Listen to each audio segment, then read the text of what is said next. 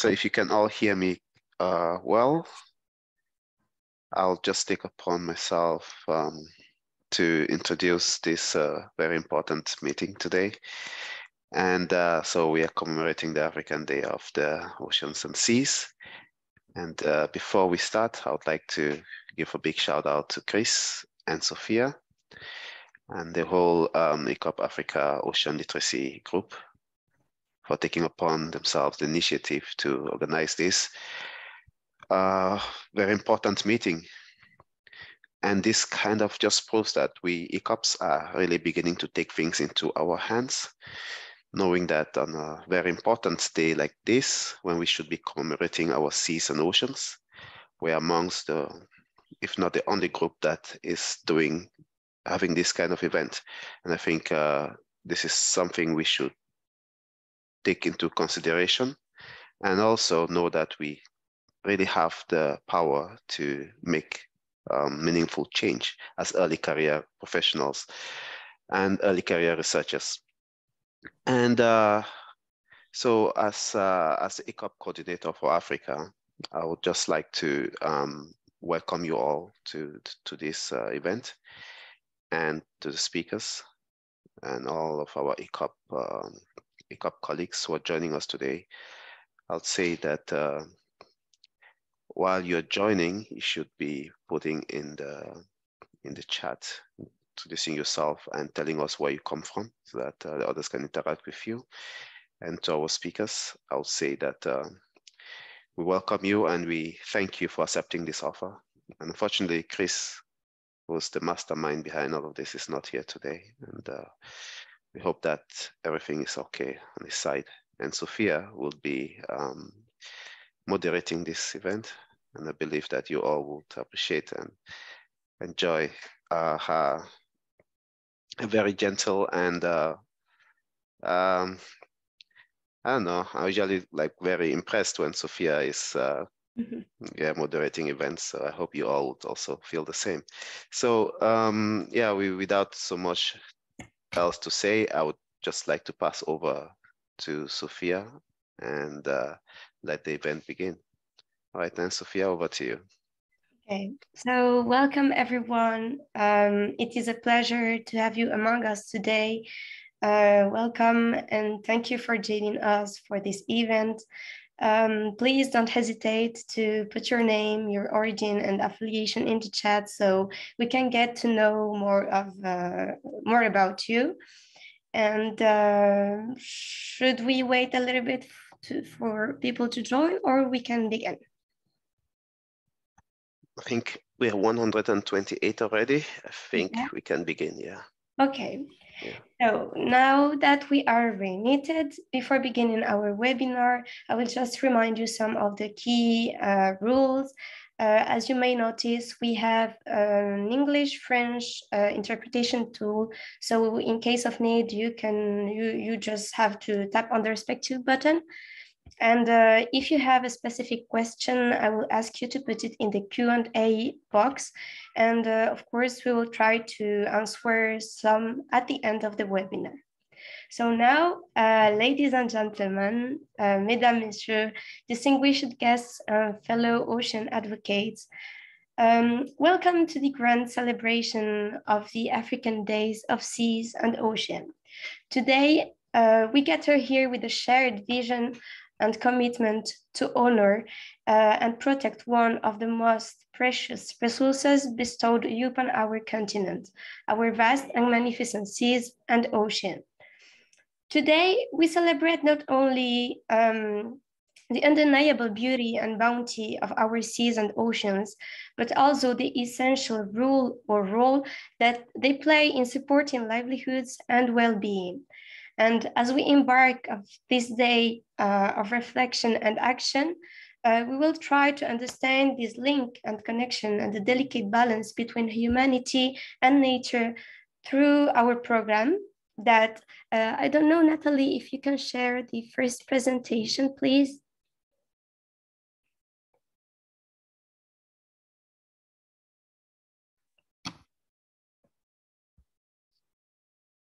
Natalie? Hello, I'm just having a minor technical issue. Can you bear with me for 1 minute? Sorry.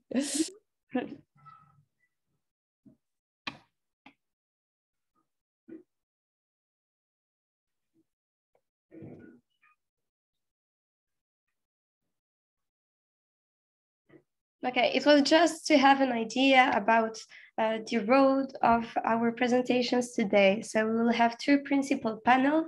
The first one is going to be about the marine resources management and conservation in Africa. And the second one is linked to the ocean governance and related programs in Africa. Okay, thank you, Natalie. Can we go please to the next slide?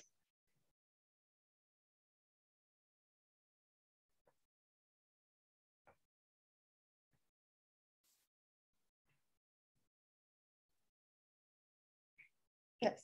So as we can tell from our shipping route, we are going first to have some welcoming from Professor Afian.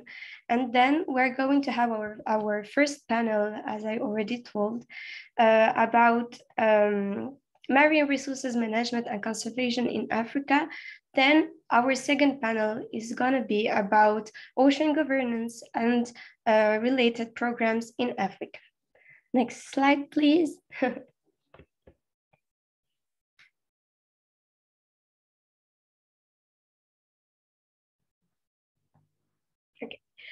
so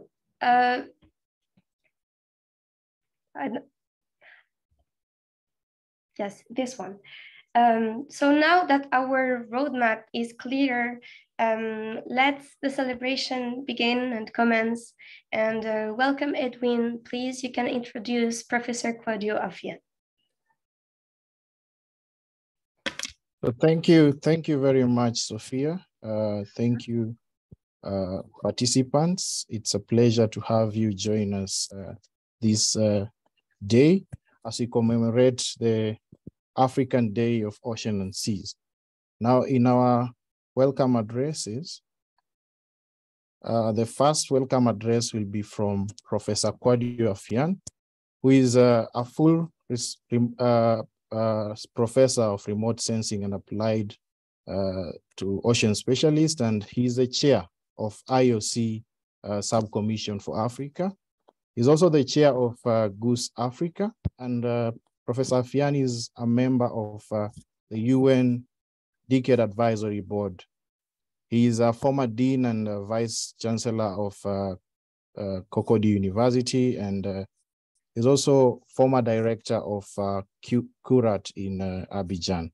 Professor Afian has published more than 80 publications in renowned journals, and his research contribution includes in areas such as development of integrated coastal management zones, coastal erosion, sea surface temperature, sea color bathymetry, and environment studies. Ladies and gentlemen, now allow me to invite Professor Afian to give his opening remarks. Welcome, Professor.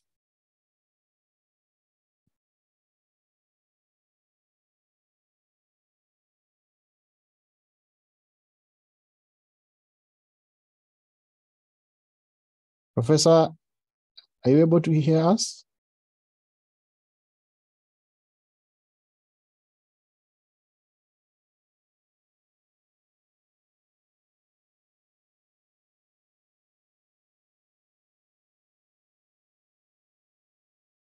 I think Professor Afian has a challenge.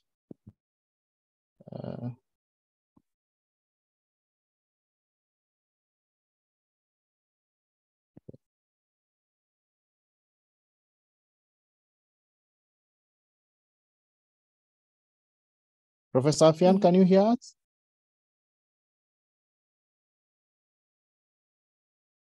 So if Professor Afian cannot be able to hear us, I think we can move on to the next speaker, then we can come to him next.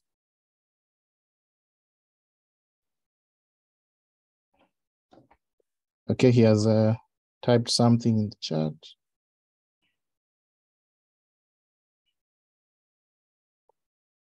I apologize, China. Apology, I can neither hear. Okay. Okay, then. So I will move on to the next welcome remark from the AUC rep. And I'll also here want to invite Baka Mosai. If Baka, you are here, please. You can give the opening remark on behalf of the African Union rep. I think Berko's dropped out for a moment, but we will try and get her back for the closing remarks because she is doing a presentation at the end. So, okay, it's interesting. Okay, then I think we'll move into the next session of marine resources management and conservation in Africa, and I'll welcome my co-moderator Sophia to run with this session. Welcome, Sophia. Okay. So now we are going to move to our first panel. And it is important to remind that the marine biodiversity conservation and the role of ECOPs are pivotal elements in ensuring the sustainable management of Africa's fisheries and aquaculture practices. And in order to understand those elements, our experts and speakers are going to enlighten us with their knowledge. So if we can go to the first presentation to introduce Professor Isa, please.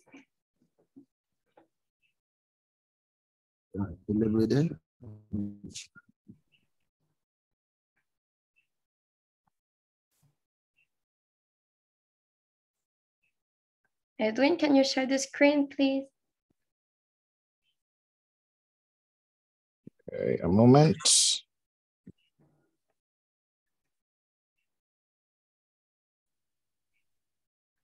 Next slide, please.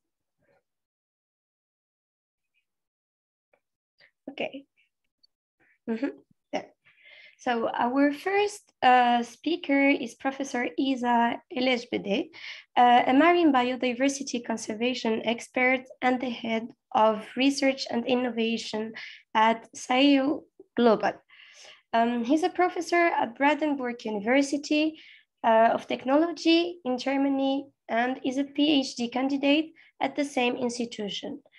As a fellow of the Future Earth Cause and deputy chair of EUCN CESB Governance, Equity and Rights, his expertise in sustainability and environmental science is backed by extensive overseas experiences. Professor Isa's research delves into climate change impact on ecological resources with a specific focus on renewable energies and the exploration of social and ecological dimensions to coastal resources in Africa. So Professor Isa, welcome, and the floor is yours.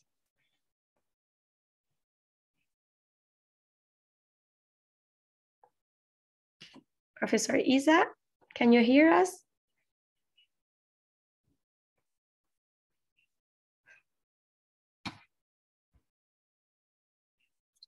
You are muted, Isa.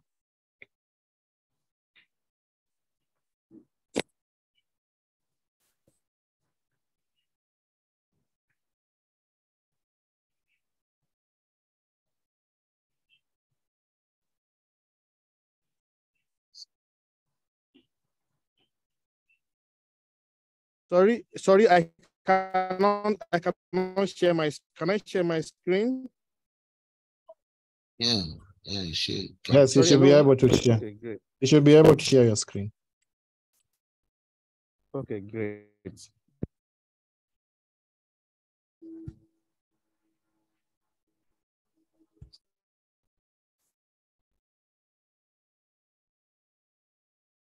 Okay.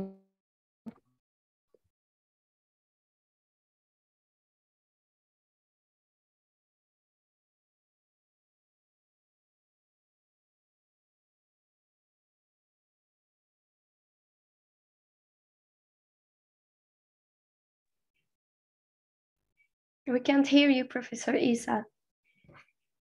Can you see my? Yes, we can see the screen. We can see the slides.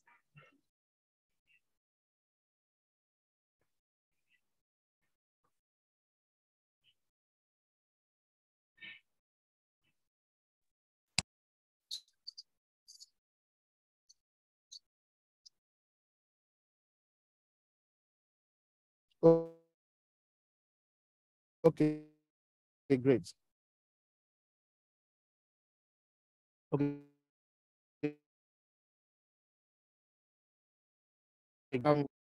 Me. Hello? Yeah, Hello? I can get you. Yeah.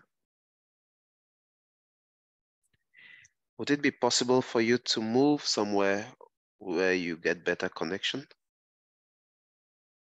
It's a bit difficult.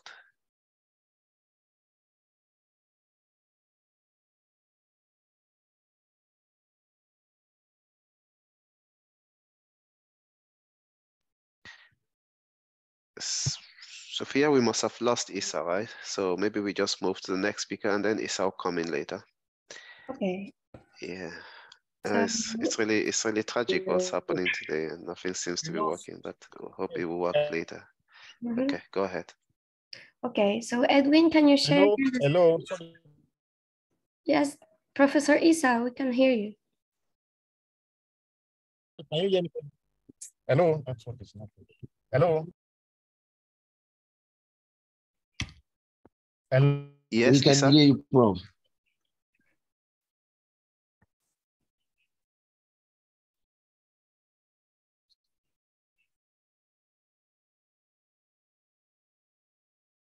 Hello, Issa?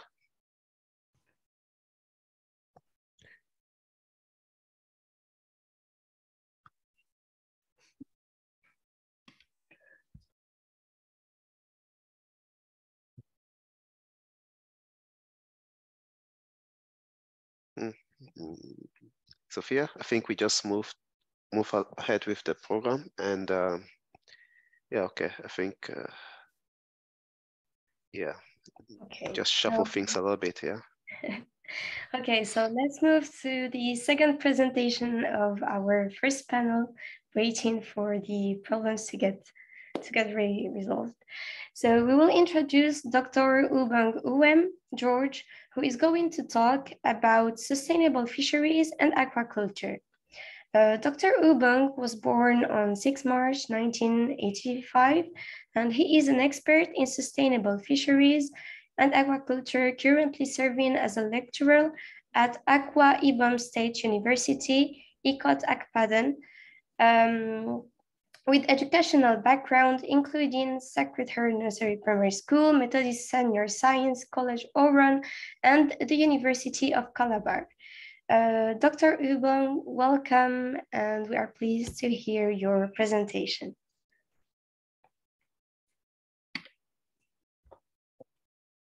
Thank you.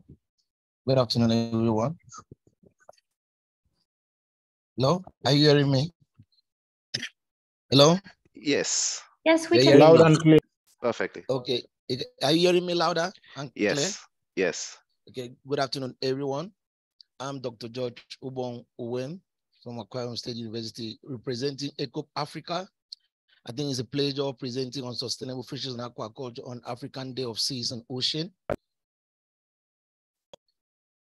I'm not the one controlling my screen. I think, are you the one sharing the screen?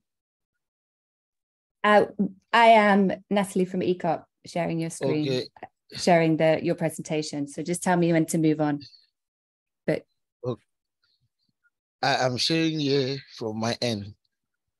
So let me go over. Hello? Okay. Yeah. Now presentation outline. This what I have to present. The introduction, sustainable development, sustainable aquaculture, challenging facing aquaculture in Africa, the potential of aquaculture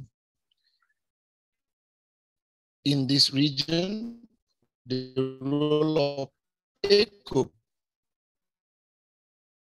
in fisheries and aquaculture sustainability, then conclusion and appreciation.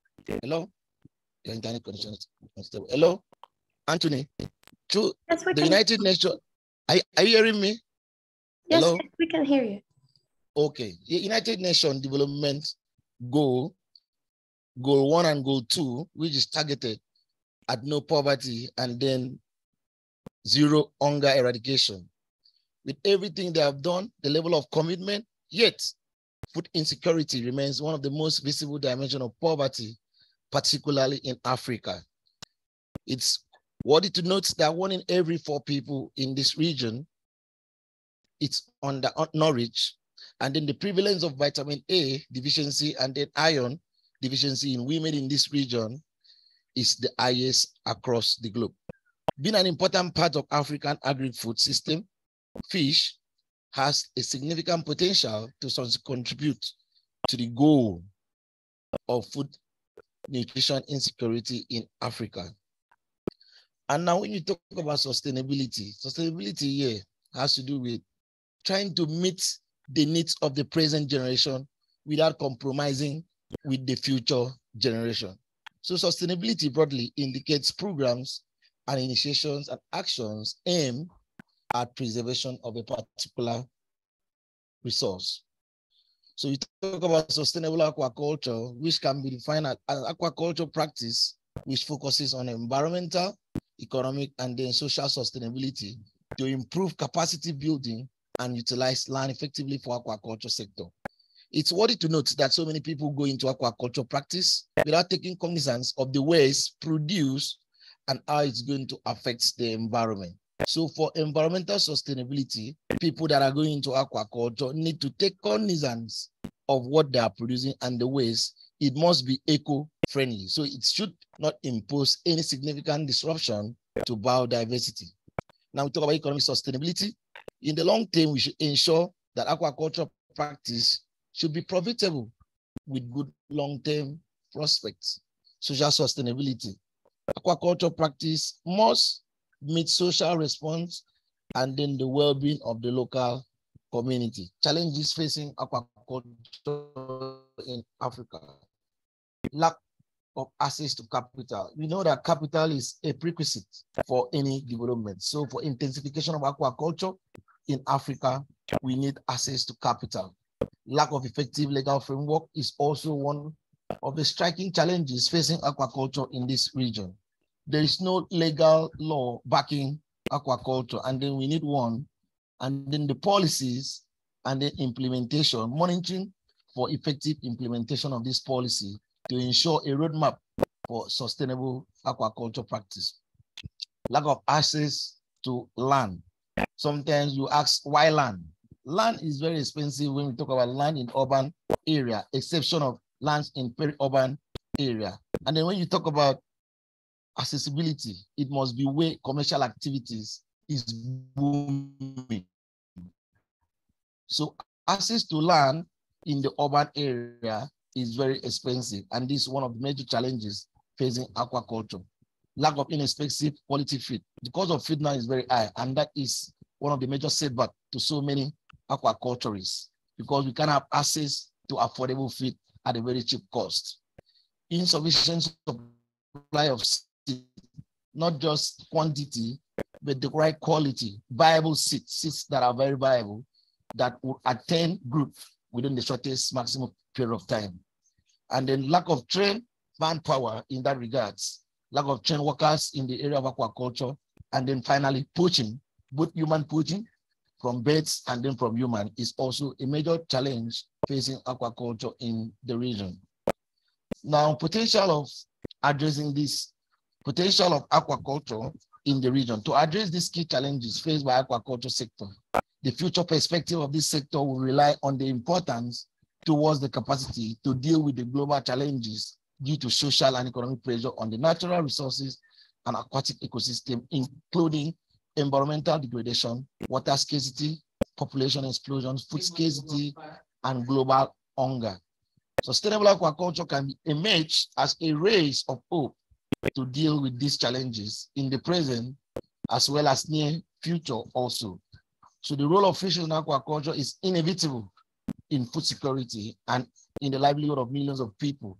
And it's also helping hands of millions of people as creator of employment, supplier of nutritious food, generator of income and economy, is that aquaculture is fit in that regards. My network is bad. Yeah, are you there? Yeah, scientists in aquaculture is very efficient producer of high value protein essential for human health and the overall well-being in terms of its resource utilization like space, food, energy, and water. Modern sustainable approach of aquaculture produces less waste and lower carbon nitrogen footprints than agriculture production sector. So there's a need for sustainable development in aquaculture, which has the potential to address the challenges facing the aquaculture industry today. Now, different approaches in making aquaculture sustainable. Of a suitable technology for environmental pollution through microbial nanotechnology, practicing holistic methods like multi-trophic and then organic aquaculture. Use of renewable energy sources. I think one of the major sources of pollution is use of renewable energy that would drastically reduce the amount of contaminant into the environment. So use of renewable sources like wind power, water pumps, and then water heating system in generating aquaculture will reduce the amount of carbon emitting into the atmosphere, thereby reducing impact of climate change. Investigating in this technology reduces the long-term operating costs and reducing environmental impacts, reduce dependency on fish meal as feed ingredient.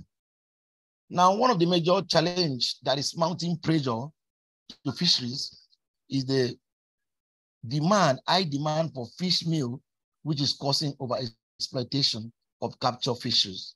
I think there is need for us to shift our dependency on animal-based feed ingredients towards plant-based ingredients that can also give us the same result. I think on this regards, there is need for a research to look at plant-based material that can also have the same protein content that can supplement fish meal and then give us the same result as fish meal in order to reduce the pressure on overexploitation as a result of fish meal as an additive in aquaculture feed production.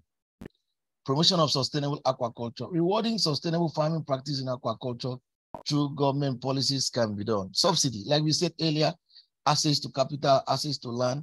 I think government has a role to play by subsidy on input costs for sustainable aquaculture farmers should be done. Awareness and encouragement for sustainable aquaculture can be practiced. Practice of sustainable organic aquaculture, not using inorganic fertilizer and pesticide. Organic aquaculture is based on the use of organic inputs, which will help produce healthy fish, which is completely devoid of pesticide and antibiotic residues. Now, investment on new technologies, for example, aquaponics. Aquaponics is an integration of aquaculture and hydroponics, which culture of fish and plants together. It has the potential to produce value-added products like fish, and then by reducing, the amount of waste generated into the environment, and also with less labor and land, less chemical use, and not much water usage. It can also be adapted to diverse and changing conditions. Integrated multi-trophic aquaculture system. This is also one of the ways new technologies which aquaculture sustainability can be practiced. IMTA is based on the principle of polyculture and waste utilization from the system by culture species. In the system, the particulate waste material are absorbed by filter feeders, with example bivalves, and then while the water-soluble waste materials are absorbed by algae. Along with the culture of fish and crustaceans, bivalves, algae, seaweeds can be cultivated, which minimize profit margin. In-pond raceways. In-pond raceways is also one of another methods where aquaculture can be practiced, which has to do with gauge culture techniques where it's practiced in a controllable pond. This improves water quality and provide scope for more stocking density. IPR is more sustainable than gauges, raceway, and intensive open pond culture. But still, further research is needed about the waste disposal of both the solid and then the liquid waste. We talk about RAS also, which assists the recirculatory aquatic system, is based on the principle of water conservation and then reduce the amount of waste discharge. This system consists of a culture chamber, a settling chamber, and a biological filter. The essence of using recirculatory aquatic system is because in regions where water is a problem, I think this will drastically reduce the amount of water usage because water is conserved, because the same water is being recirculated and then returned back for effective usage. Now, it has the potential for culturing high number of fish because this, in a recirculatory aquatic system, it is an aerated system. So it has the capacity for stocking large number of fish and then maximize profit. RAS system conserves water and reduces the problem of pollution. Fewer biological risks such as disease issue related to farming in the natural environment, lower environmental compliances. It also has the ability to control the cultural environment, which improves for and reduces need for chemical and drug use. Thus, RAS can be efficient, useful tool for sustainable aquaculture. And then the last is biofloc technology, the BFT. The BFT technique is based on in situ remediation by which eutrophic microbes culture is enhanced by carbon and nitrogen ration at constant aeration. Generate a flock-like structure that is nothing but aggregates of various living and dead microbes, which provide a good nutritional value for the culture organism. Now, the advantage of BFT is that it has a reduced feed conversion ratio and decreases feed cost. And then this natural productivity plays an important role in the recycling of nutrients and maintaining the water quality. It conserves water, utilizes waste, and reduces pollution. Less investment as compared to other aquaculture practice techniques as mentioned earlier. The BFT is much sustainable than other cultural systems. Now, what is the role of ECOP in fisheries and aquaculture sustainability? There is now little doubt that the world fisheries are in crisis, mounting scientific evidence pointing to dramatic decline in global catches. Increasingly, many are making the case that farming fish, that is aquaculture, offers a solution to meeting the growing demand of seafood that catching fish cannot provide. Aquaculture now accounts for roughly 1/3 of the world's total supply of food fish, and undoubtedly, the contribution of aquaculture to seafood supply will increase in the near future. So aquaculture has the potential to become a sustainable practice that supplements capture fisheries and significantly contribute to feeding the world growing population. Now, when you look at the definition of aquaculture, it has to do with the culturing of aquatic organisms, which not only fish, mollusks, crustaceans, and other aquatic plants under controlled enclosure in the man-made environment. This is where ECOPs really need much work, considering what the situation is in Africa. Take Nigeria as a case study, where only tilapia, catfish, and carpio is being cultured. What happens to other fish species? What happened to Barracuda spirine, Christisius nigrodigitatus, and a number of other economic species? So I think aquaculture has a role to play in biodiversity preservation. And the only way we can do this is through detailed research, understanding the biology of some of these organisms and how it can be cultured in the man-made environment. Understanding how they can reproduce, whether it's possible for them to reproduce in captivity or not, and what is going to be the source of fingerling. So there's much research in this regard if aquaculture must be sustainable. Like I said earlier, I don't know about other African countries. I'm speaking from Nigeria. The case in Nigeria is that we have only 2 species, tilapia and catfish, and then carpio, which is cultured in Nigeria, and that is a problem. It calls for concern, because if you talk about aquaculture, we are looking at a number of economic species which we are yet to start the practice. Also considering the need to replace fish meal / fish oil as additive in fish feed formulation. I think there's also need for research on plant-based additives that will favorably compete with fish meal, and this will drastically reduce the pressure on overexploitation. Now, there's a problem here in Nigeria. You go to all aquatic environment, you see trash fish. People go to buy trash fish because why? There's high demand to be used in fish feed formulation. And then the aquaculture sector will face an immense challenge ahead. With the industry growing and evolving simultaneously, the goal of feeding the world in a sustainable manner becomes achievable goal. For that, sustainable aquaculture practice can be the best possible option available. Also for this, it needs more investment in sustainable aquaculture, which has an immense potential to deliver the healthy, sustainable food to meet the rapid growing demands for seafood. Thank you for listening.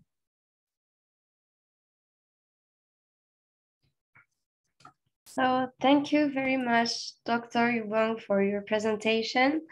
I should remember people, if they want to ask, they have a question, please let it in the Q&A box.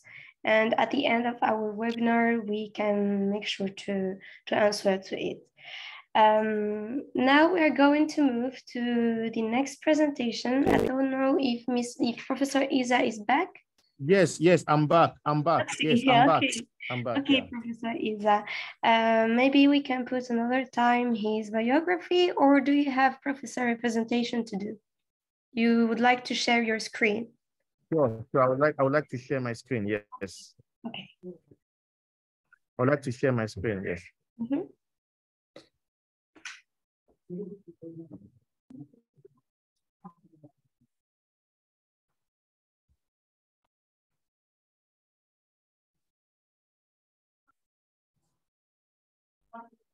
Yes. Can you see my screen clearly? Yes. Yeah. Yes, I'm really sorry for the issues concerning network. Yeah. So yes, my name is Dr. Isa. My bio has been recited previously. And firstly, thanks to the organizers of this program, this event. I'll be talking about the marine biodiversity conservation and the role of ECOPs, the role of ECOPs in Africa. Now, little background about biodiversity. Biodiversity, the ocean. Now, ocean is a major domain of global biodiversity, occupying more than 90% of the space and hosting about more than 200,000 species. Now, this marine diversity is crucial because the marine environment is crucial because of the healthy functioning of the earth, that is providing about 50% of oxygen that we all consume, and as well having the capacity to absorb about 26% of carbon dioxide. Besides, marine biodiversity plays an important role in sustaining the health of the planet, supporting social well-being. And with this tells us that biodiversity is greatly linked to social well-being. And with this ecosystem providing various benefits, services for communities, for food. My previous presenter talked about aquaculture, and as well promoting livelihood, clean water, forest product, and even protecting against erosion and extreme weathers. Now, talking about the benefits the marine biodiversity, the marine ecosystem provides. Number one is that the fishing, which my previous speakers talks about, is one of the benefits we derive from the marine biodiversity, and as well, ability to regulate the climate and the atmosphere, having consistent and sustainable harvests, sport recreation as well, and as well, the marine and coastal habitats, which are bringing benefit to the ecosystem. Apart from these, species that are not threatened or endangered are also giving benefit to the food chain. So now this biodiversity is facing a lot of threat from humans, from land, increasing acidity, issues of invasive species of new arrivals, issues of microplastics in the food web, marine stressors, sediments from land, sea level rise, and loss of predators, and even issue of marine extinctions. These are issues affecting threats of the threat in marine biodiversity. Now, what are the obstacles faced by ECOPs and the action that we expect that ECOPs should take in ensuring the marine biodiversity is intact? Number one of those challenges faced by ECOPs is the issue that is called the pressure to networking issues. Now, with this networking issue, one of the ways to tackle this is providing sponsorships, mentorship, programs, inclusions, and as well enabling more social network, and as well creating more partnerships between local and international communities. Number two is issues surrounding competition. Now, one of the ways to tackle this is for ECOP members in a way to tackle, to conserve the marine environment is to promote a more collaborative, humane, and healthy working environment, and as well to enhance, to find possibilities to promote skill development, including technical and research training, and as well to find possibilities to give ECOP discounted trainings, support towards capacity building. Another thing is pressure to publish. Majority of ECOPs in Africa, mostly in Africa, are facing challenges of getting the required resources to put their research out there for the public to use for their benefit. So they need to give support, fund alternative research outcomes to facilitate publications through funding of publication course and open access publication, and as well to find a way to create and support co-authorship opportunities within local and regional, local, and also foreign researchers. Besides the issue of academic job market, you can bear me witness that majority of ECOPs in Africa do not, majority of them study marine biodiversity, fisheries, and all these courses. However, getting job is a big concern. So we are, one of the ways to start to tackle this is that there should be need for joint interdisciplinary network, and as well providing more funding for these researchers to be able to have a lot of resources to do what they are doing, and as well to create more job markets. Another thing is balancing between work and life.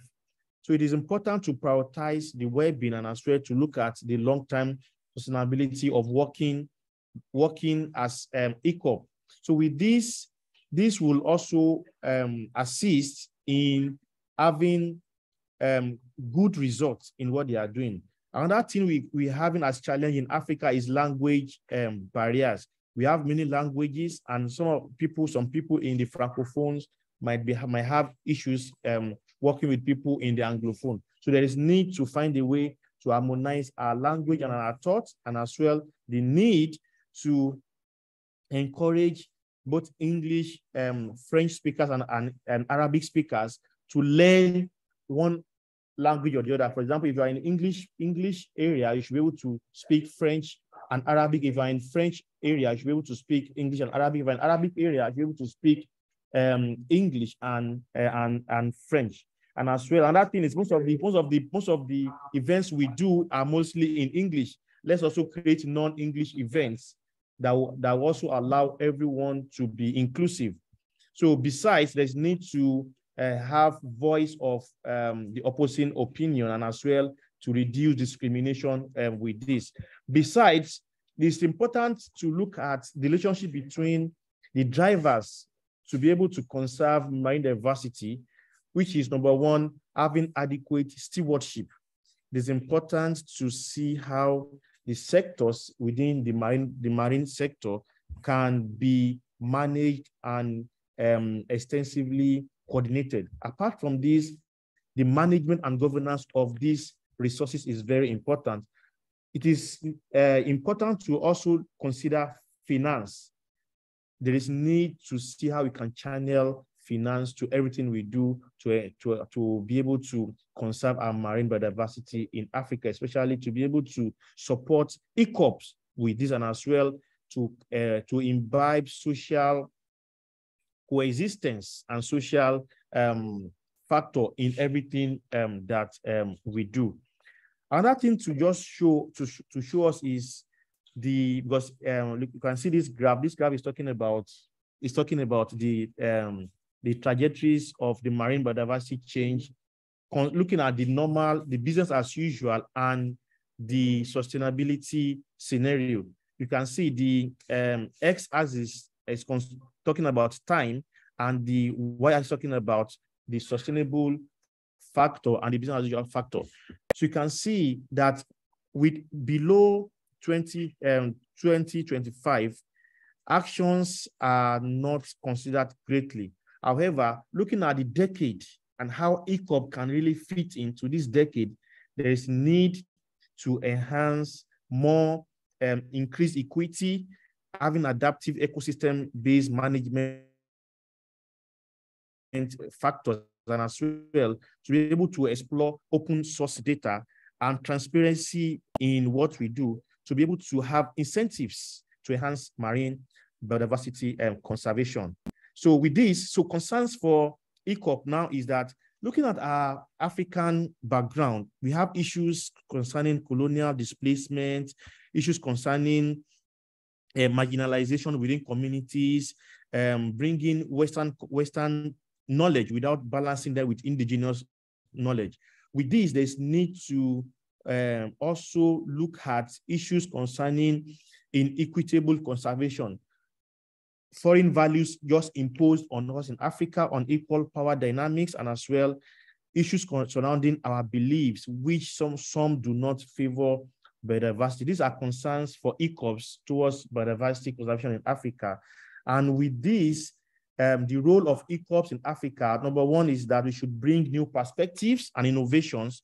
Number two is we should conduct crucial, important research and collect relevant data, then advocate for protection of our marine biodiversity, and let us raise awareness within our local communities. With this, we can also engage with our coastal communities to be able to conserve, to have conservative efforts in aligning the needs and priorities of the region.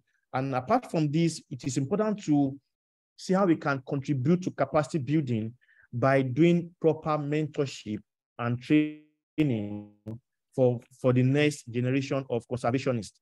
Apart from this, we should enable collaboration. We should see how we can explore both our local technologies and merge them with foreign technologies, and engage policies, how we can be engaged in policy making and advocacy within the region. And let's participate in marine education and outreach to promote environmental awareness. Apart from this, it is important to implement what we have been doing. Let's find the way at our local area. No research we do in Africa by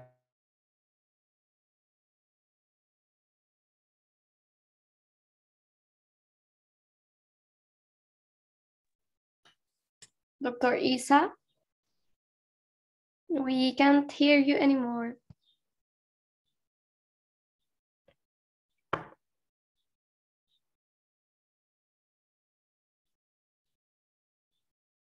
Dr. Isa?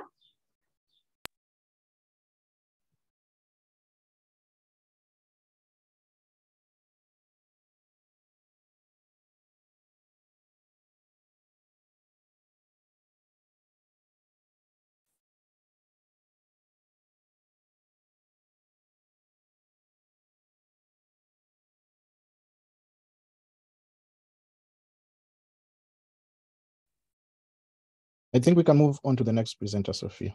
Let's thank Dr. Isa. To conclude our first panel, we are moving to Naya Cena, who is a passionate advocate for African indigenous knowledge and marine heritage with a bachelor's degree. I don't know, Edwin, if you can share, please, the slide of the biography.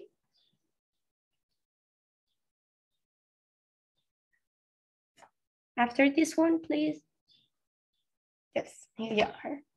So as I was saying, Naya has a bachelor degrees in biological sciences from the University of Cabo Verde with expertise in sea turtles ecology during her MSc from the University of Hokkaido in Japan. And she's currently pursuing a PhD at the University of Tokyo in Japan, focusing on integrated coastal zone management in SIDS. She is an active member of the Cabo Verde ECOP node, Africa working group for indigenous knowledge. So Naya, thank you for being here with us. And the floor is yours. Thank you so much, Sophia. Can you all hear me well? Yes. Yes, thank you so much. Okay, I will then share my screen if that's okay. Just a second. I hope you can all see it. Good? Okay. All right. So hello, everyone. My name is Naya, and like Sophia introduced me and very well, I am from Cabo Verde, a small archipelago in the west coast of Africa. And during my master's, my bachelor and master's, I did a lot of natural science and a lot of conservation species focused kind of research, focusing on sea turtles, seabirds. And the more I dove into it, the more I understood that I had to talk to people. I had to talk to the local communities. And that's what drove me to my PhD, to do a research more focused on local communities, on understanding them, understand what they wanted, and put my science to their service. So let me just start, and if there's any questions, I think at the end of all presentations, we can chat, and I will also leave my email if you have any consideration to make. So I think that it's important just to bring some frameworks to the table.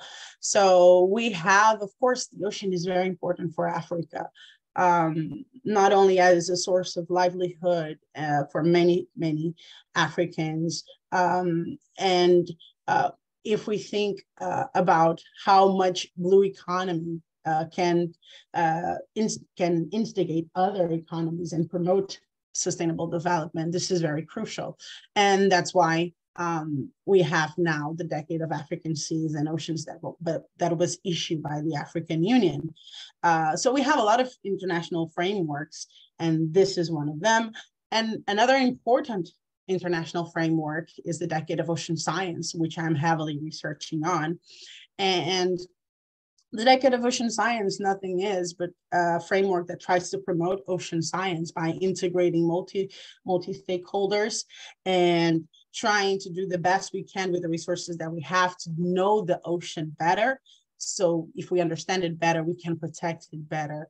And by default, if we develop the SDG 14, which is related to the ocean, we could then spread to all the other SDGs. That's basically the concept behind it. And within this framework that goes from 2020 to 2030, they developed a strategic document, the Ocean Decade Africa Roadmap, that sets up 9 priority future decade actions specific for Africa.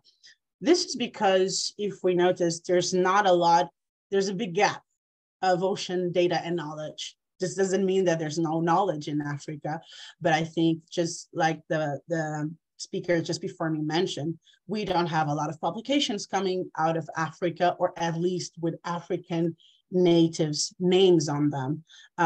So we have a huge gap in that sense.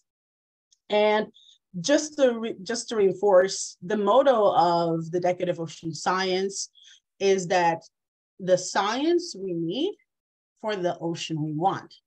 So if we're talking about the ocean we want, it's very important to understand who are we defining as we. This has been a question that I've been constantly making in my PhD research. Anyway, so continuing, and just a quick look to the 9 priority future decade actions. I could just by looking identify at least 6 of these priority actions that directly would involve working with and for the local communities. And this is my constant appeal as a researcher with the research that I do as well. And whenever I have an opportunity to speak, as we do science, who are we making it for, to fulfill what needs? So it is very important in my understanding to integrate local communities and their knowledge into science at all stages of science, to my understanding. And if we look here in the map of all the established national decade committees, we see that Africa is a bit bare. We have, interestingly, the countries that are more developed with more national decade committees that, I think the basis of one of the biggest challenges, if I can say, of research is that it's expensive, it's costly. But interesting, the countries that have less economic capacity are also, as of this moment, this is the report of 2021 to 22. I hope the scenario looks a bit different on the next report. But the fact is that we don't have as many national decade committees in these areas, in the global south, if we can call it like that. And it's very interesting that the country where I am from, and that it's also my object of study in my PhD, is the only SIDS. And there is a reason why I'm focusing more on SIDS, which are small island developing states. Well, these are particular territories and states around the world that are particularly vulnerable because not only they are remote, but they are highly susceptible to climate change and sea level rise. And because these are small islands, as the name says, they are extremely dependent on the ocean and coastal resources, not only to eat, for their culture, for their tradition, but basically most, if not all, economic activities are related to the ocean directly or indirectly. If we look at the African map, we have 6 recognized ECOPs, SIDS. We have Cabo Verde over here, Guinea-Bissau, São Tomé and Príncipe, Mauritius, Comoros, and Seychelles. So all of these economies are heavily dependent on ocean and coastal resources, specifically tourism and fisheries. And of course, considering all the vulnerability that these territories have economically, socially, and ecologically, these are very vulnerable coastal communities. So in this context, the importance of ocean increases, and the importance of understanding and giving space to indigenous and local knowledge also increases.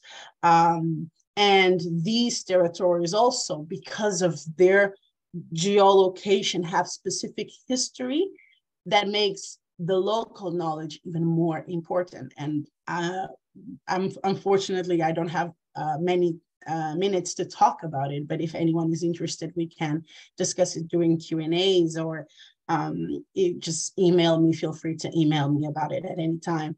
But anyway, it's important in these territories to have the involvement of all local stakeholders when whether it's with science and research projects or even in policy making. And just to give an example, so I thought I was given 7 minutes. So I thought, well, how can I convey my message in a very short and brief way and without becoming too boring?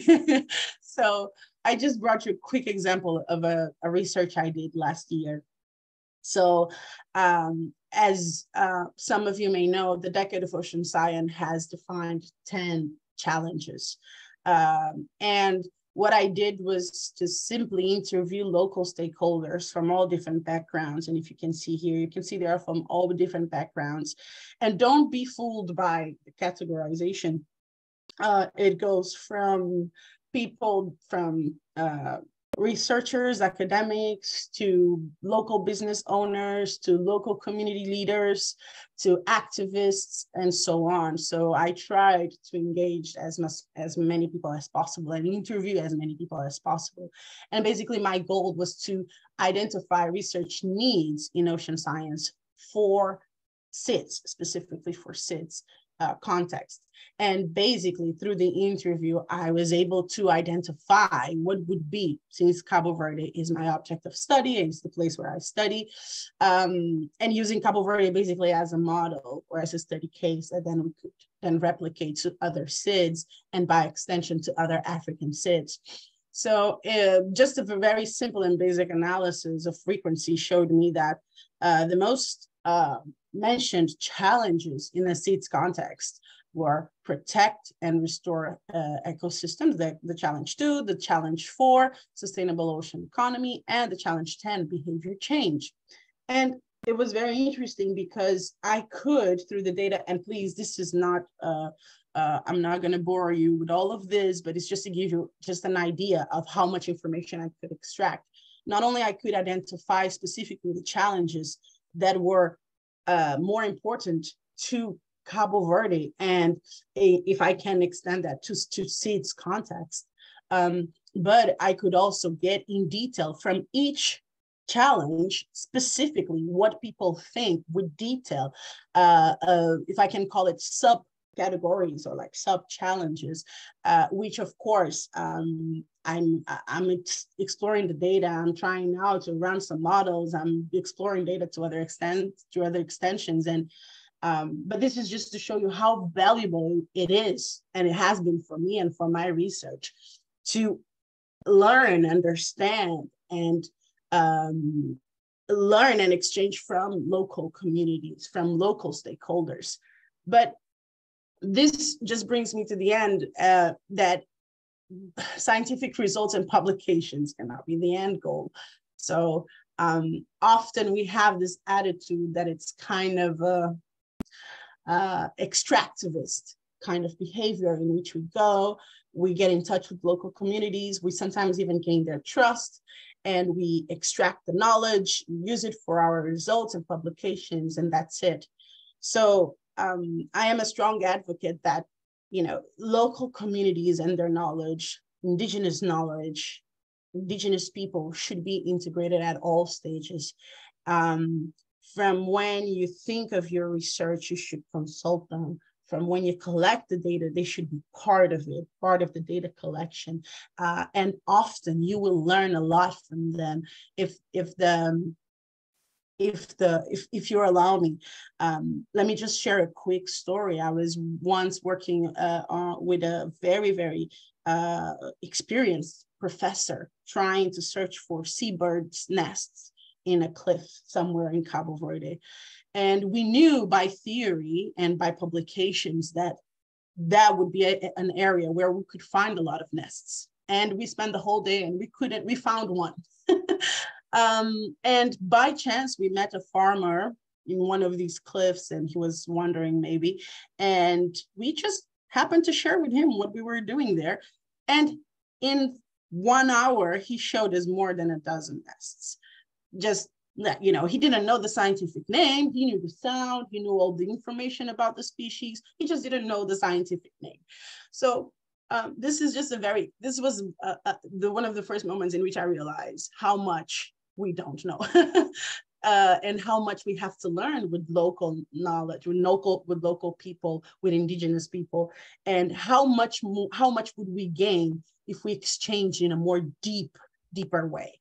And so basically, it's important to integrate people at all stages. And it's important to have shared publications with indigenous people. It's important that their names are there whenever we are publishing. It's important to have and organize events, scientific conferences that give space and time to indigenous people and to their views, because often we, when I say we, I put myself as a researcher, because I am also a local part of the community, but being part now as a researcher, I need to come from this perspective and say that we often think that we know what people and local communities need.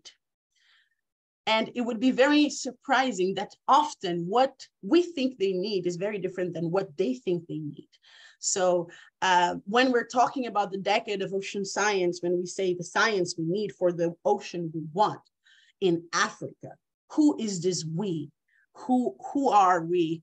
And I think the priority should be given to local people, to local communities, to what they really need, to what they really want, respecting the traditions, respecting the needs, the local needs, and respecting the ways of doing things that might not match with the traditional, also Western way of doing things. And we need to open our minds about it. And most important, it's giving back to the communities the capacity to make decisions on how to manage their resources. Of course, this is not possible in all circumstances, but in many situations it is. It's just more hard work.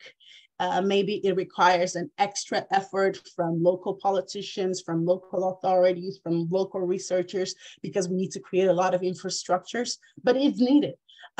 Otherwise, a lot of these conservation projects, a lot of the plans and development plans and all these frameworks will become very theoretical, and they will not be applied in reality because we're not listening to people that are actually use these resources and need it. And they will be the primary conservationists more than any of us. So we need to give them voice, but we also need to give them a power of action. And just to finalize, it's very important that we find ways and we give importance to register and document indigenous and local knowledge. Most of it is transmitted to oral transmission. And we need in Africa, and not only in Africa, there's a lot of indigenous communities all over the world, but today is the African Day. So we definitely need projects, and we need all researchers, whether you're storytellers, sociologists, natural scientists, from whatever background you have, register the local knowledge that you gather when you are on the field. Take photos, take notes, make a small memoir, make a diary from your field work. Even if that's not your main focus of your research, that will be valuable because it will be documented.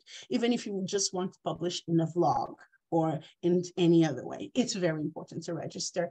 And just a quick food for thought, we need to also understand that our colonial past has created some specificities to what is local and indigenous knowledge in certain regions.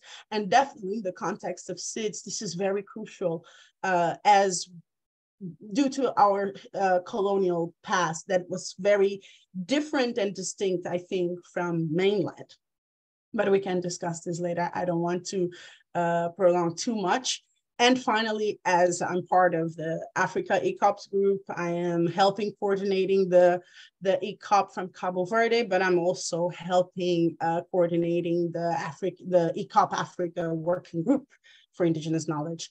Well, if anyone is here, if you haven't joined each of these groups, please do. We are all needed.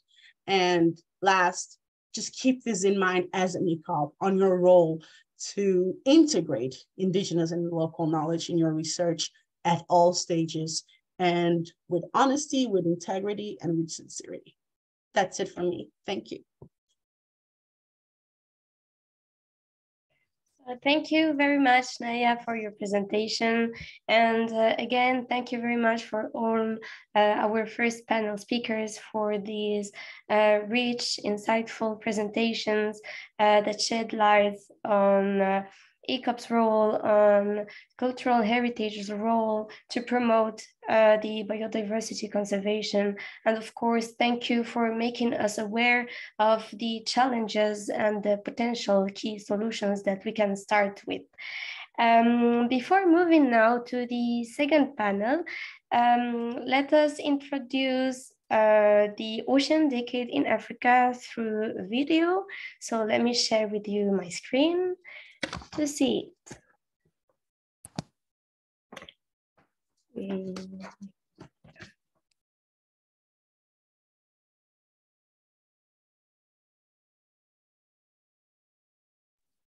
Natalie, I think I'm going to need your help and assistance. If you can share the video, please.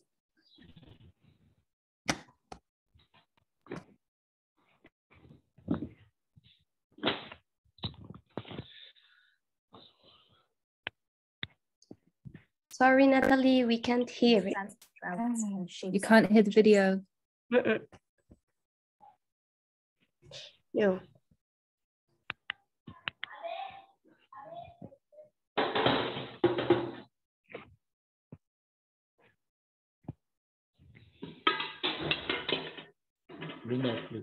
Natalia can assist if you're stuck. Please do, Edwin. Just stop sharing, please.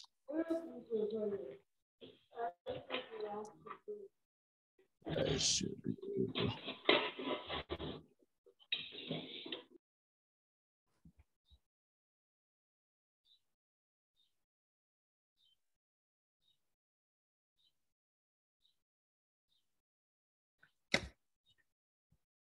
Wait, I can't see it, sorry.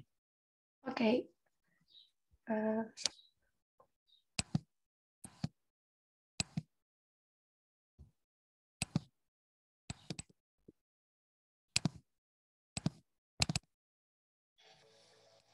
I think I can share it. Okay, go ahead, Sophie. Okay.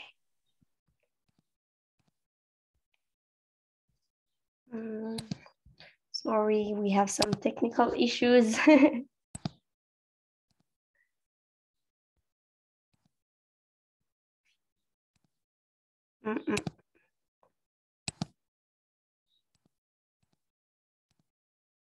No, I can't open it.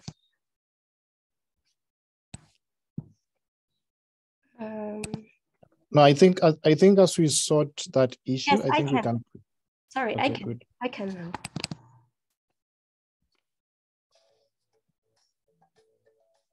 You can hear it clearly? Can you hear it? The ocean Yes. has the part in who we are. It gives us food, provides transport routes, and shapes our cultures. The ocean is home to rich and fascinating marine life and is essential for the climate and weather. For African countries, the ocean is vital. With over 30,000 kilometers of coastline, the ocean supports coastal livelihoods, food security, economic growth, and employment. Everywhere, and especially in Africa, the ocean is under threat from climate change, pollution, overfishing, and more. But to restore and protect it, we need to better understand it. The Ocean Decade is a framework to create knowledge and solutions to the ocean's most pressing problems. The Ocean Decade Africa Roadmap is the result of multi-year, multi-partner efforts. It provides a vision and plan to move from the ocean we have to the ocean we want in Africa as part of the Ocean Decade. To make the Africa Roadmap a reality, we need champions who will lead the charge to tackle the most urgent needs. The Africa Roadmap identifies 9 priority actions. It recognizes that partnerships, skills, and resources are essential to implement these actions. We can only achieve its aims by working across generations, geographies, and genders.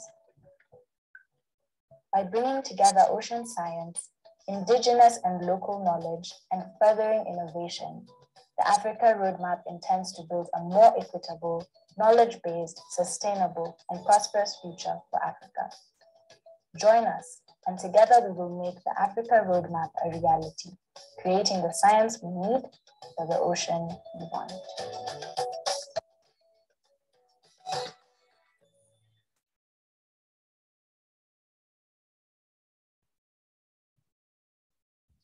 Okay, so after having this in mind, we can move now to the second panel. Edwin, you have the floor.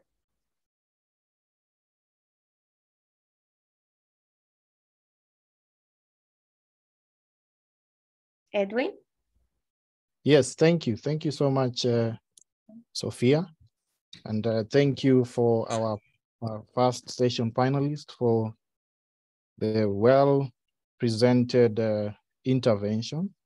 Now we will move to the next panel, which is on ocean governance and related programs in Africa.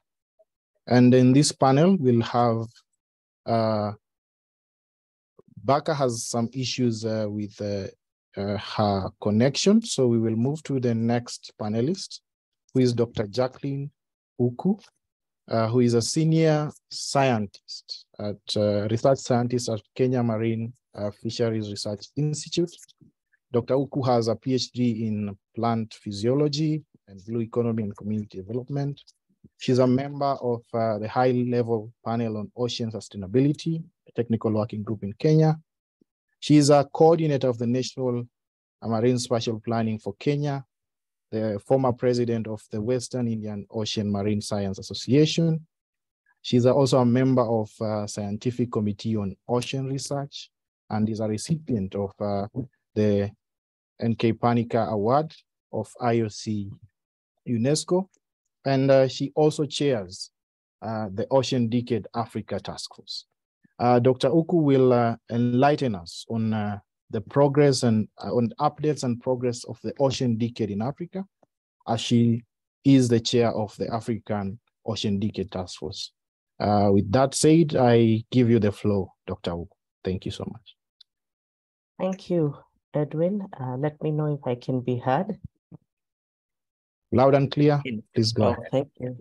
Let me try and share my screen and see if that will work. Let's see, just give me a bit of, are you able to see me? Yes, that's perfect. Thank you. The screen shows. Thank you very much. I wish you all a happy day, and I'm very impressed and very happy to be on this platform that has been put together by our ECOPs to celebrate the African Day for Seas and Oceans. As Edwin has introduced me, I'm the chair of the African Decade Expert Group, and so this presentation is just to place everything that has been said up to this time in context and to just highlight how we can engage in the decade. Because from where I sit, it's very easy for the years to pass, and for us as Africans, not necessarily to say at the end of the decade that we never saw the decade, we never felt the decade. So I'll try to highlight a few things that we are trying to do as an expert group to make sure that we influence our countries through the opportunities that the decade presents. And so the first question I think many of us will be asking, especially those that may not have been involved in the process, is why do we have this decade? And we recognize through several conventions, through different dialogues, that as a human race, we are running out of time to manage the ocean sustainably. And this came out very clearly in the 2016 World Ocean Assessment. And it's very clear that life below water is threatened. And even as we looked at the different actions for the decade, it's very clear that these actions target the management of our oceans. So we recognize that as human beings, we depend on the ocean. The ocean produces oxygen that we breathe. It takes up 93% of the heat, regulates climate and weather. Sometimes we're not even aware that 90% of the world's goods travel by sea to various destinations. We make assumptions that what we find on the shelves in our shops, what we eat and use daily, just landed there, but most times it has come to us through the ocean maritime transport routes. The ocean is important in coastal protection issues. Ocean provides us with food, provides economies, supports our economies. In Africa, we are talking about the blue economy, and many of us are still wondering where it is. And it's obvious, I think, from those that have assessed the economies, that the ocean is a big contributor to our nations. And we've just heard through Naila's presentation of the cultural and education values. And we also recognize that there's a lot that we still do not know. There's a bit, I think, that we've been able to measure. And in this decade, we have an opportunity to pick up, and especially as Africa, maybe to demonstrate values that we still have not been able to talk about and share with the rest of the world. Obviously, the ocean is under threat from climate change, destruction of habitats and ecosystems, plastic pollution, overfishing, and new emerging threats. But the one thing we also have to recognize is that this is not a linear sequence of events. There is a lot of cross-pollination, different types of loops that, and different things that overlay the threats to make them even bigger. Where we have climate change and you add ocean pollution, ocean acidification impacts, threats become bigger. So it's not necessarily linear, it's complex. We try to simplify it when we try to explain it, but the ocean is as complex as it is deep, and it is still under threat. So the decade came to help us focus on what we can do as scientists. We recognize we are a community of scientists. That is our first assignment. And recognizing that science can speak to policy, and that we need to demonstrate through science and to do the type of science that is needed to sustainably manage our oceans.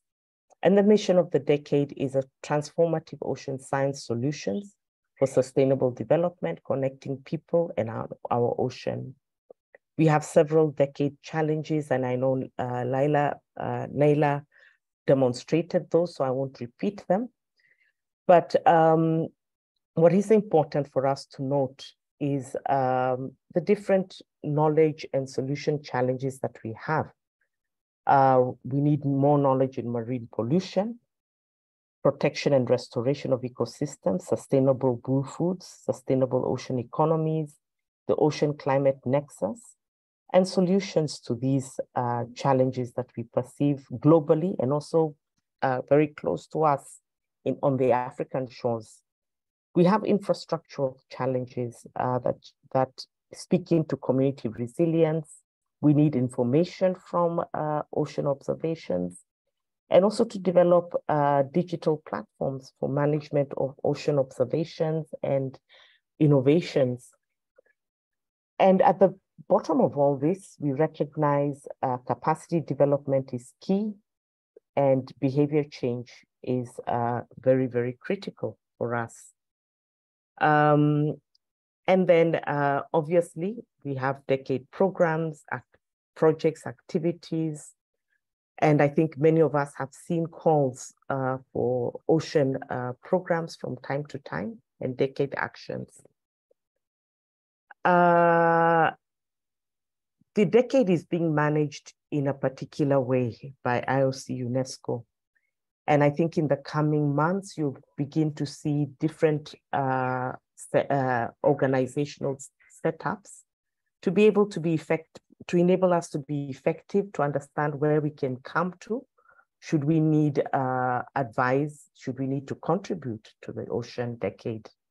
And there are ocean coordination offices, and IOC Africa will be coordinating our work for the decade. We have decade collaborative centers where Mercator Ocean International will be supporting some of the decade work through ocean prediction. Decade implementing partners, and currently we have the National Institute of Oceanography and Fisheries from Egypt that is supporting us in this role. And Naila rightly documented different national decade committees, and this is where it comes down to us in our nations. And currently we document Angola, Benin, Cabo Verde, Madagascar, Morocco, and Nigeria as nations that have been able to move forward with the constitution of decade committees that are expected to consolidate the needs and the activities happening within themselves as nations, and articulating these upwards for support. What I tend to think is we need to get to understand how and share lessons, how these countries have been able to set up their committees, the roles of the committees, so that we can encourage the other member states or IOC Africa to develop their own decade committees and to operationalize them. We had a bit about the Africa roadmap. So just to indicate that, yes, the decade had a global roadmap, global goals, but I think Africans sat down and really reflected on the decade, and through different consultations and regional gap analysis, opted to look for what out of all these activities, all these actions, what really resonates for us as Africa. And 9 priority areas were sieved out of the different priorities provided for the decade. And these are published in a small document. And the 9 are highlighted: sustainable ocean management in Africa, ocean and human health, unlocking the blue carbon potential of Africa, fisheries and IUU, strengthening multi-hazard warning systems, ocean observations, digital aspects of establishing an Africa Ocean Knowledge Hub. I've seen some narrative and comments on data hubs, strengthening capacities, especially for innovation and science technology. There's a sense that we are left behind in Africa when it comes to technology and innovation. And lastly, support for a regional ocean literacy program for Africa. In many countries that have there is more strength in terrestrial literacy, but very little ocean literacy. There is a sense that our people have their backs to the ocean. And so all these aspects seem to resonate for Africa. And it's through these activities and thematic areas that the Decade Committee will be working. Our committee, the one that I chair, was established in October 2022. It's multi-stakeholder. We have civil society, intergovernmental organizations, private sector, and government institutions. And we have a role to support IOC Africa, oversee and promote the implementation of the roadmap that I've just shown you, and create an enabling environment for dialogue and sharing and cross-pollination. For me, my vision is to make sure that the South is talking to the North, the East to the West, and that we all emerge from this decade as one Africa that is achieving and feeling and contributing towards African needs in this decade. We are very privileged to have 14 individual members and 6 institutional members in this task force. I am the chair, and I'm supported by 2 vice chairs from North Africa. And we are really, really, really excited to push forward into the decade. So our role is multiple-pronged, looking at aspects of communication and outreach, creation and building of partnerships, monitoring, evaluation, and coordinating aspects of the decade, and resource mobilization as well. And even as we look at resource mobilization, one thing I want to highlight in this presentation is that periodically, IOC UNESCO puts out a call for decade actions, and we have one that is currently open up to the 31st of August. So we still have time to produce, to put in actions. We may be doing these actions. The first challenge being marine pollution.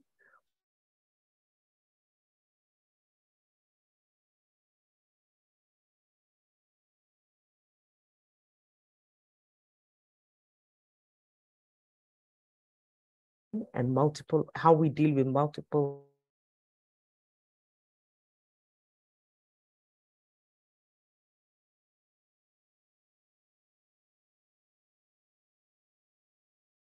Let's bear with Daktari. I think she's having network challenges.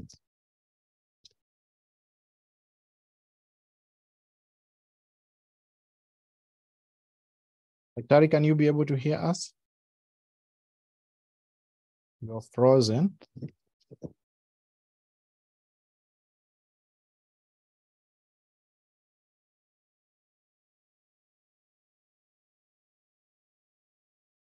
Yeah, Dr. Uku has dropped off, I think, because of the network issues.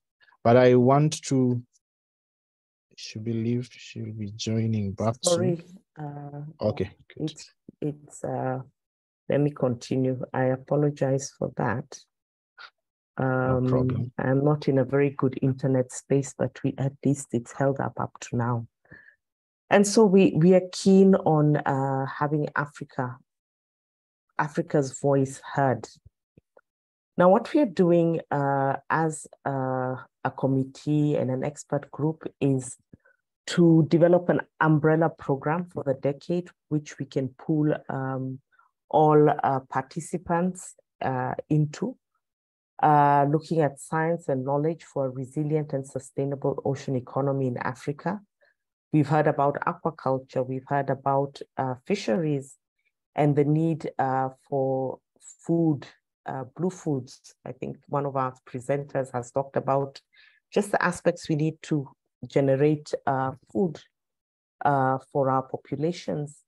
And the program will cover sustainable management of marine resources, climate change and marine biodiversity, tackling ocean pollution, and looking at extreme events.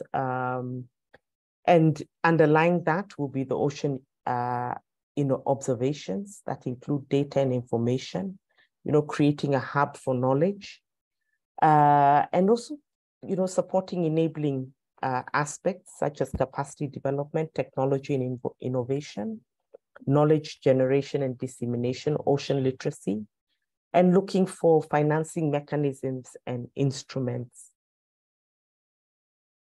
As I close, I just want us to take note, I think, mark our diaries, because we want as Africa to participate strongly in Barcelona, Spain at the 2024 Ocean Decade Conference. And we would like to take stock, look at where we've come from, and hopefully our program will have taken shape by the time we get to Barcelona. And really, really have participation by Africa, participation by our ECOPs, so that we can actually make statements that are relevant to us and not have other people making statements for Africa. So do save this date for this conference.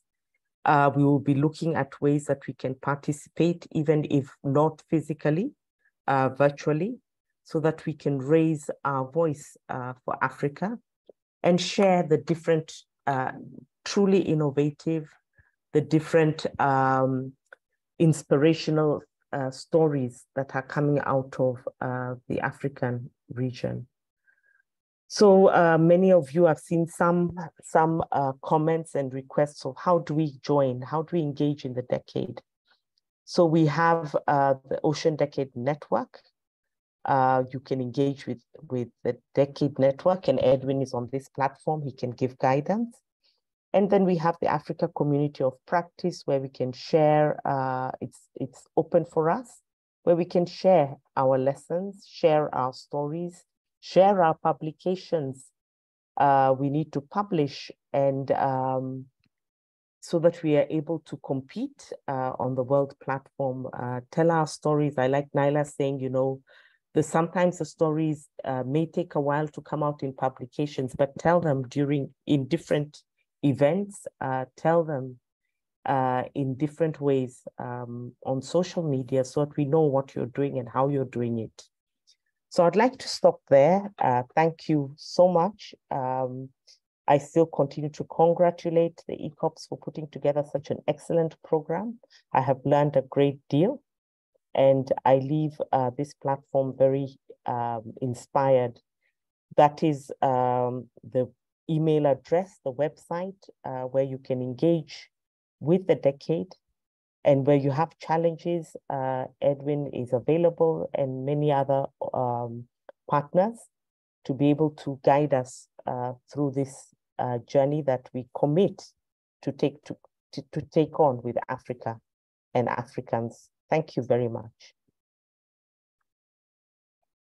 Thank you. Thank you so much, Dr. Uku, for that well-articulate presentation. You've actually informed us more about what's happening in the decade in Africa and how we can engage as ECOPs. And I want to stress that to stress on the Barcelona conference on 2024. There is a call for applications for satellite events. So if you are here, you would like to apply for satellite events, please go on and send in your applications before 30th October. So please take that chance and put together your satellite event in terms of workshop, panel discussions, training, whatever type of event that you want to put, and send in your application to the Decade Coordination Unit. That said, because we are really behind time and time is much spent, I would like to invite Sophia. We can take a few, like one or two important questions from the first session, and then I can raise up maybe two questions from the second session. And I also encourage panelists, please check on the Q&A, and if you can type in your answers on the questions that have been posted by participants, that will really save us time. Thank you so much. So Sophia, over to you. Thank you. Okay, so again, thank you, dear speakers, for your presentation, full of knowledge, experience, and wisdom. Now it's time to engage with our expert panels and have your question or some of them answered. So what we can do is that we, as Edwin said, we are going to select 2 or 3 or 4 questions and get the answers. So we are going to begin with maybe this one. So it's Cornelia Nawan. She thanks Dr. Ubang for his presentation, and she asks, as you mentioned, widespread overfishing of food fish for reduction into fish feeds, do you think which type of organism should be privileged in aquaculture? So Dr. Ubang, if you can answer the question, please.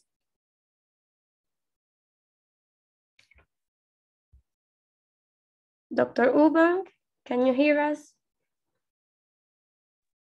I think he is also just answering the question in written form. So he might be concentrating on that. He's written it out already. Okay, so we can move to another one. For example, Stella Williams. No, she invites us to visit the website and download the book. The book is called The Book of the Marine World. Well, but let's move to another question.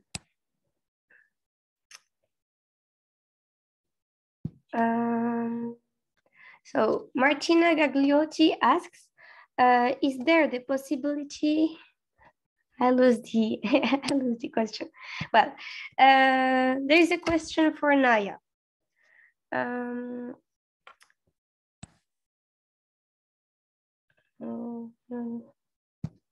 Okay, so we have Cornelia Nowen.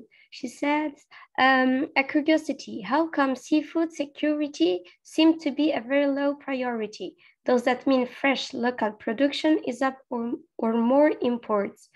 She said, I was told that visitors on Sal could not get fresh seafood anymore, or perhaps the info was incomplete. Thanks, Cornelia. So Naya, if you have the answer, please. Yes, I was actually typing. That was great that you asked. It was right on time. So thank you so much, Cornelia, for your question. It's very pertinent. The truth is that in Cabo Verde, I think for local people, seafood security is not as much at risk.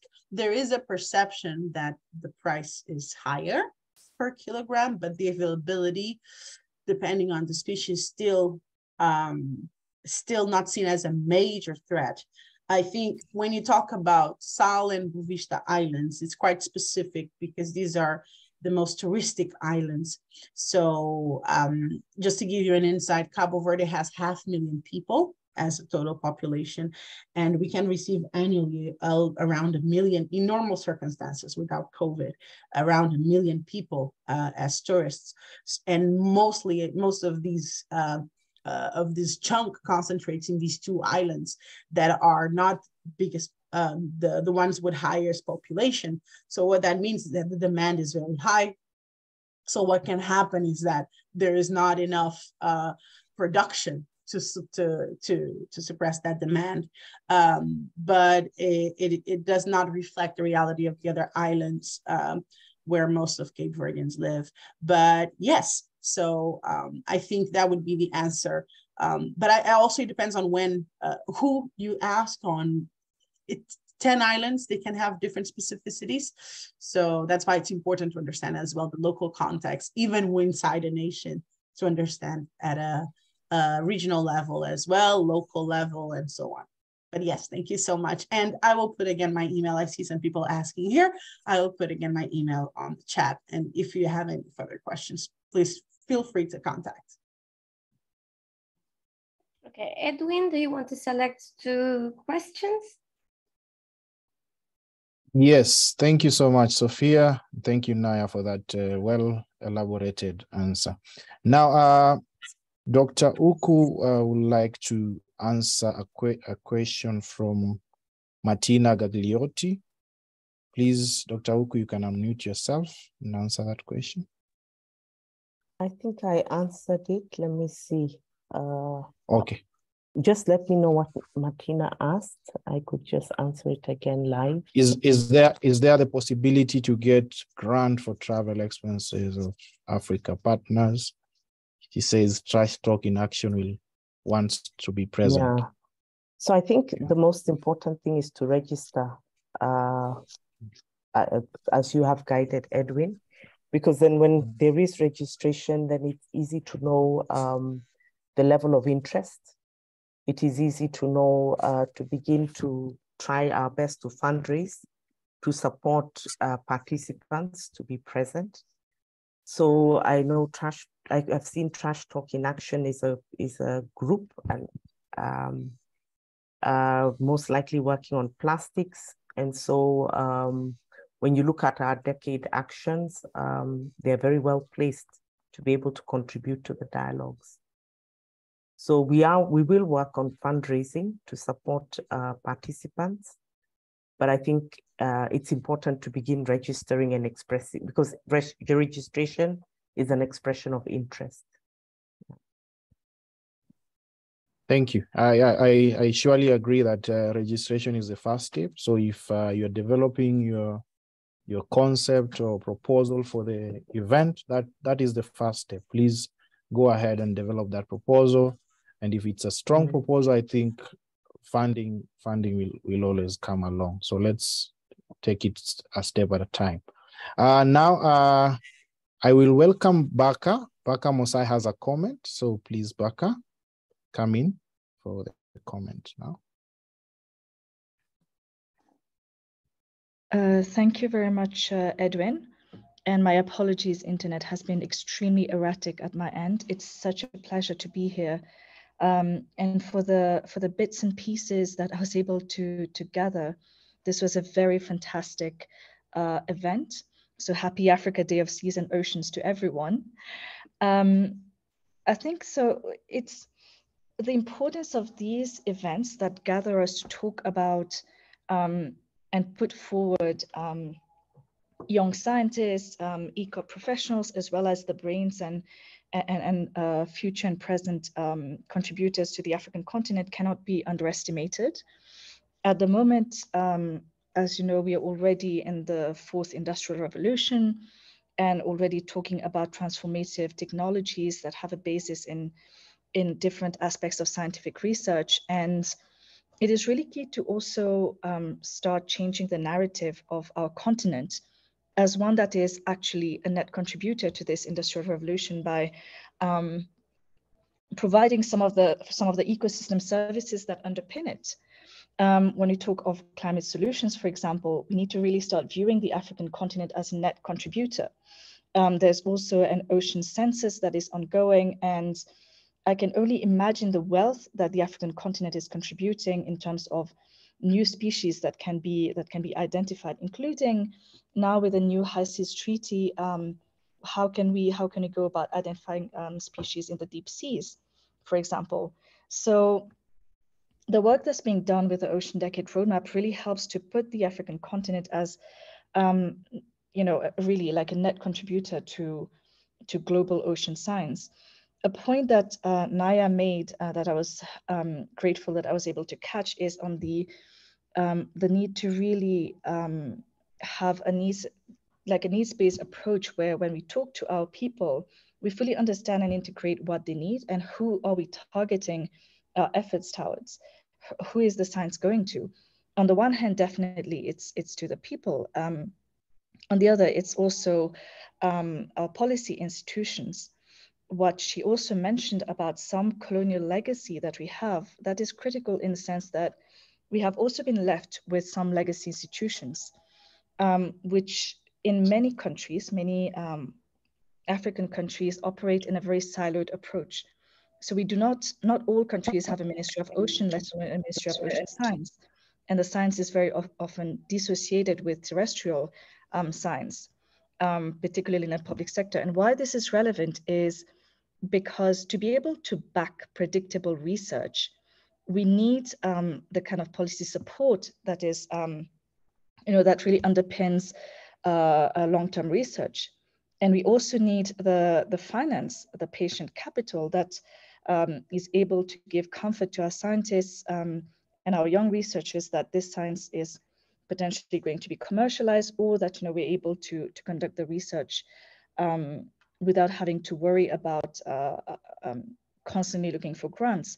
So this aspect of being very mindful of the legacies that we're dealing with really reminds us that we have to integrate science and policy even more. And really kudos to IOC, UNESCO and WIOMSA and institutions such as these for doing this.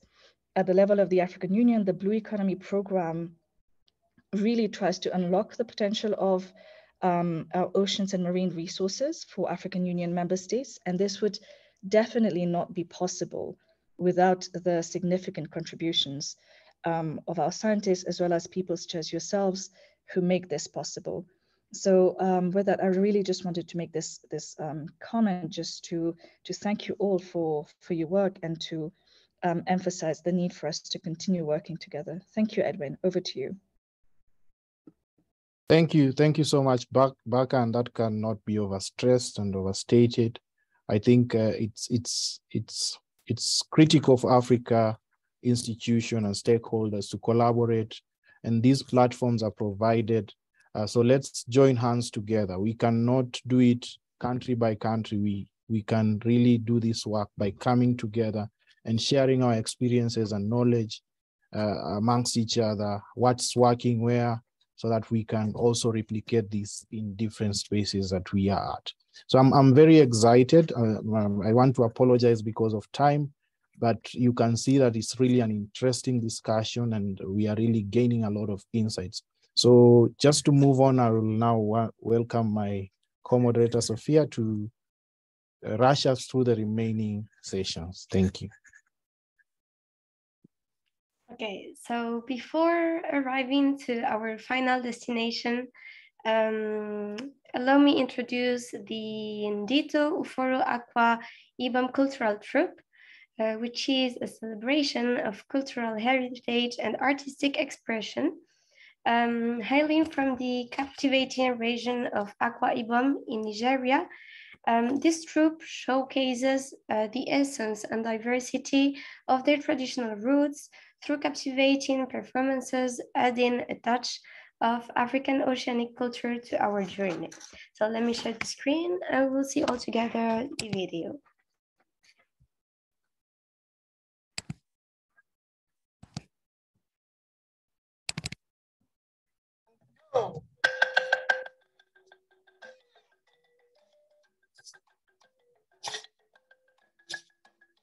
Sophia, we can't see the video. Maybe Natalie, if you have it, you can try from your side.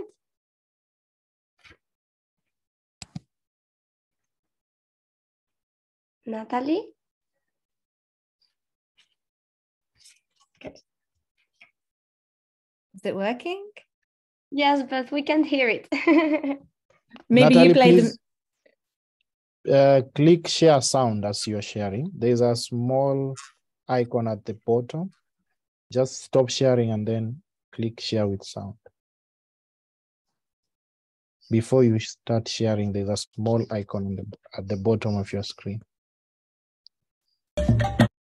Go!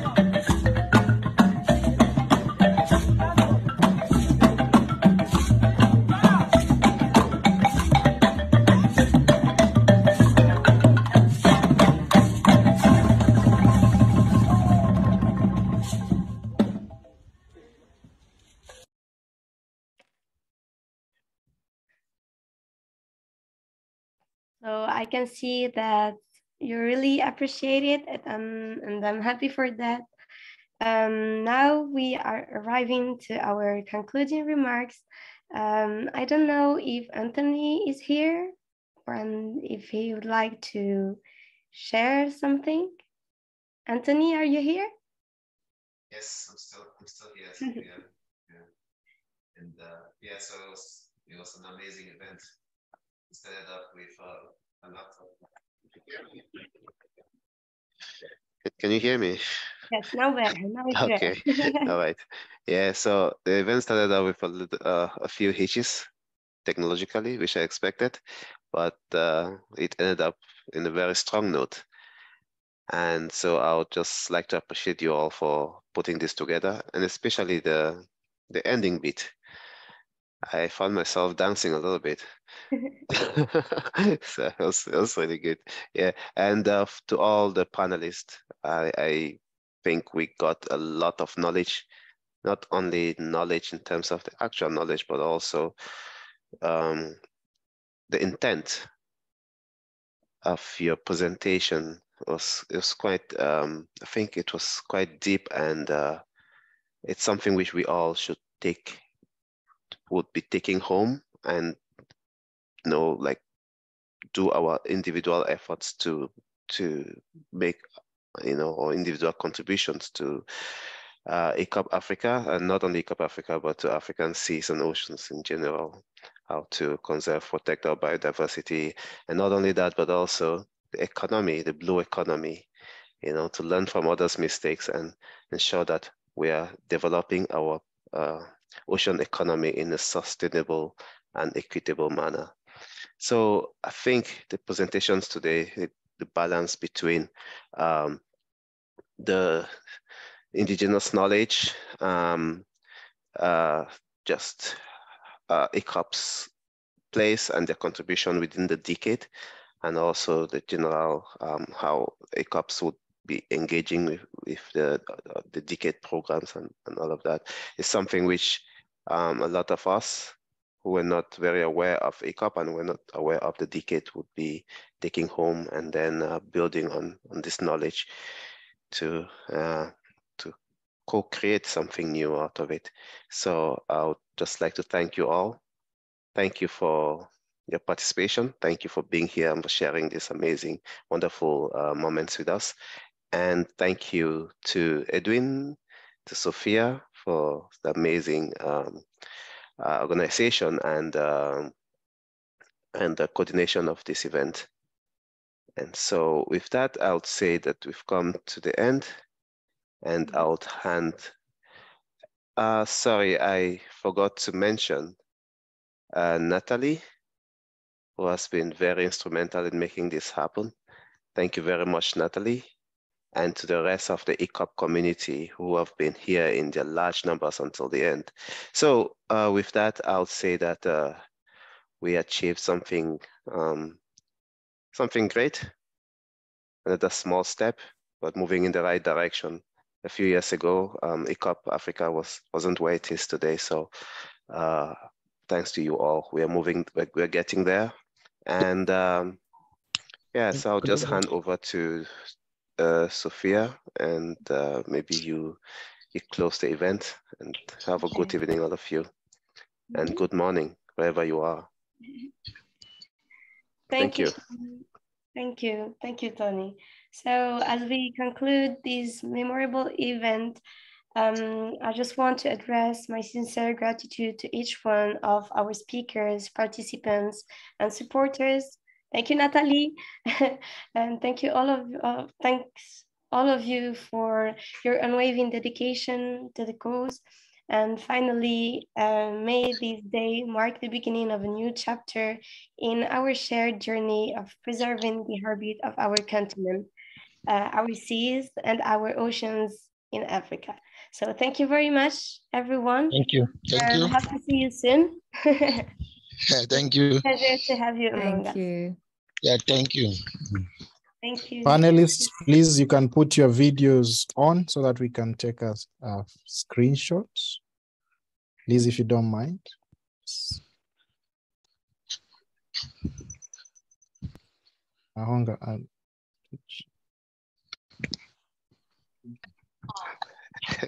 Okay.